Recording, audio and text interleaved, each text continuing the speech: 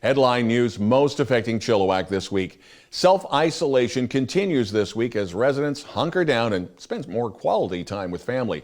Thanks for watching. We are committed to providing local news and news that impacts our local audience from Harrison to Garrison, Greendale to Hope, and everywhere in between, including Agassiz, Rosedale, Squeala First Nation, Fairfield Island, Ryder Lake, Cheacton First Nation, Yarrow, and downtown Chilliwack. All right, Chilliwack, let's get started. In an address to the province on Tuesday, the state of emergency has been extended to April the 15th. The Health Minister Adrian Dix suggesting the isolation rules could be in place until at least July. The provincial health officer, Dr. Bonnie Henry, says don't expect anything, quote, near normal in April. And then former Surrey Mayor and MP Diane Watts, this week in an interview with Global News, had a solution for what she described as the COVID-19 crisis for homeless residents of the downtown east side.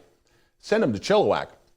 Actually, she was more specific. Send them to the old CFB Chilliwack base, which doesn't exist, and now the primary and popular neighborhood known as Garrison Crossing and Canada Education Park.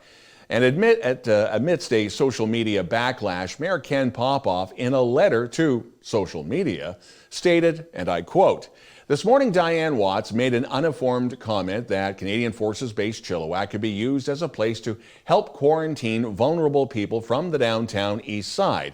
Immediately after hearing her comment, I called Diane to see what she was thinking and to let her know that the old base has been transformed into a vibrant community.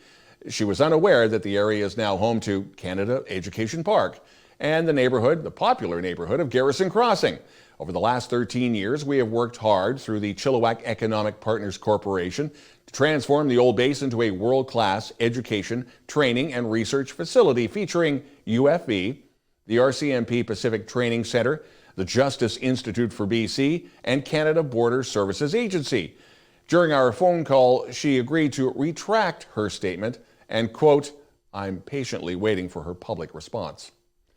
Using the extraordinary powers under the Emergency Program Act, Mike Farnworth, the BC Minister of Public Safety and the Solicitor General, issued a long list of essential services that must be provided during the COVID-19 lockdown. That includes everything from health services and law enforcement to food banks, food providers, and accredited media.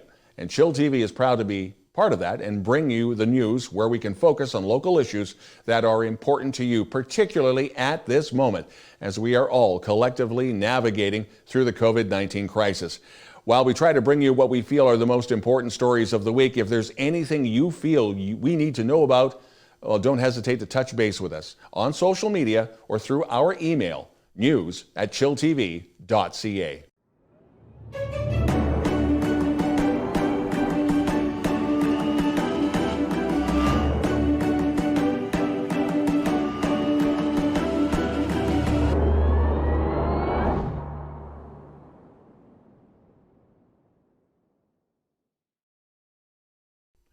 Bylaw officers now have more power to enforce rules about gatherings in playgrounds and other violations of social distancing.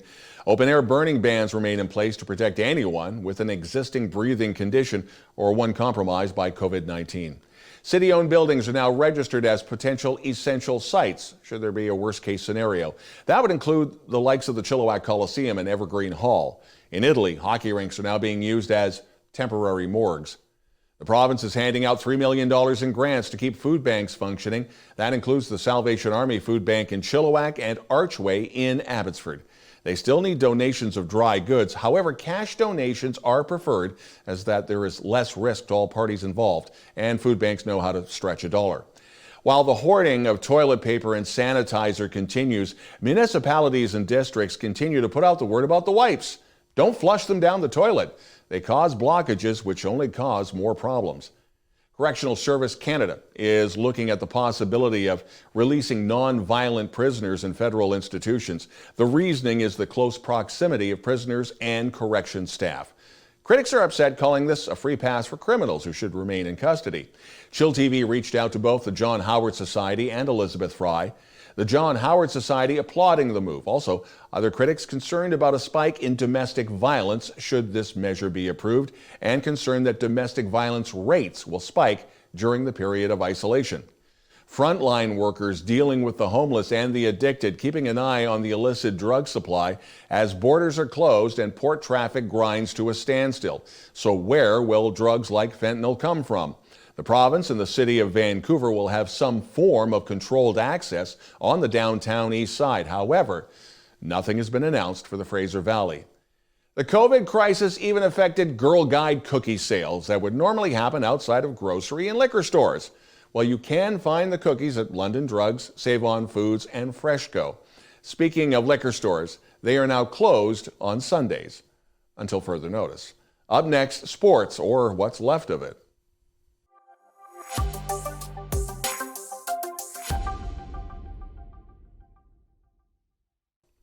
While the BCHL season has been canceled due to COVID-19, the season lives on through virtual games. The league website is doing the playoffs through an app, and you can watch the viral playoffs through the league website. UFE Cascades Athletic Awards banquet has been canceled, but over the next 3 weeks, they will be introducing the major award finalists and the winners across all of their social media channels. The Fraser Valley Bandits have selected 3 players from UFE Cascades men's basketball team, this in the second annual CEBL U Sports Draft. The Bandits selected Parm Baines, Daniel Adrian, and Keenan Hedzovic. Tip-off for the new season is still scheduled for May the 8th. As expected, the BC Summer Games slated for Maple Ridge have been canceled. Maple Ridge will be getting the 2024 Summer Games. The CFL is going through worst-case scenarios in the event the season is cut short. Plans for the November Grey Cup in Regina continue. TSN was reporting that a short 8-game schedule could start on Labor Day weekend with a mini training camp that would be in late July or in August. Now, Katie McKay with What's on Chilliwack.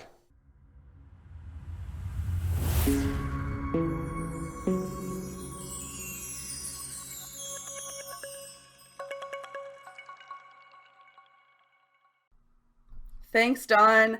Hi, this is Katie with What's on Chilliwack. There has been a ton of changes in the past couple months with regards to events and what's happening within the community. One thing that I am incredibly impressed by is humans' ability to adapt. There are so many events that have either switched from now to later in the fall, or events are online. Online is the place to be. Everybody's sitting at home with their computers and their phones right now, and there are so many ways to connect with others.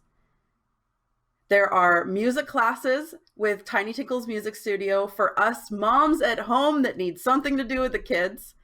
They also have story times with the library right now, as well as Ever After Character Company is doing shows for your kids. I have seen a lot of downloads and people taking the opportunity to take care of themselves during this time while building up the community that we have here in Chilliwack, helping others, helping your neighbor.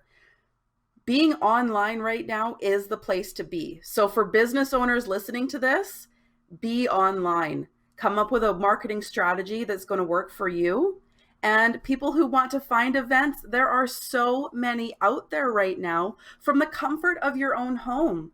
You're able to see what's going on in the community. And this is also a chance to see what is going on outside in this big world. We're all so connected right now. It's amazing to be able to do this from my living room instead of in the studio. And it is a powerful time for video, for online events.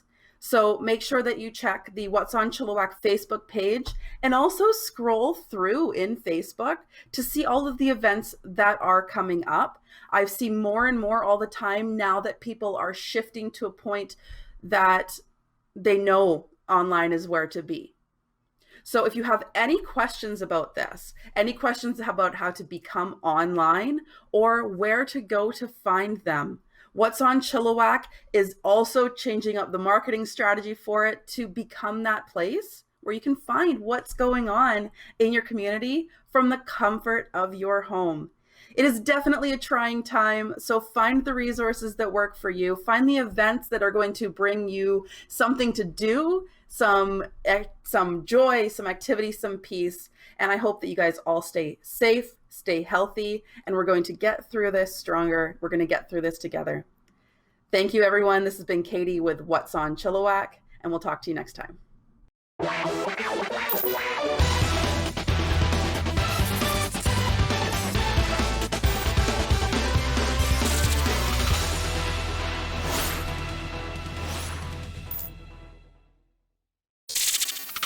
Chill TV weather, spring sunshine and showers back for the next few days. Highs around 13, so it's almost time for gardening. Almost. Thanks for joining us this week. Lots of changes that we are all going through together. We want to thank you for tuning into Chill TV's News of the Week and for being our loyal viewer. And if you have a story you think we should know about, send us a note to news@chilltv.ca. We'd love to hear from you. That's the news this week. I'm Don Lane.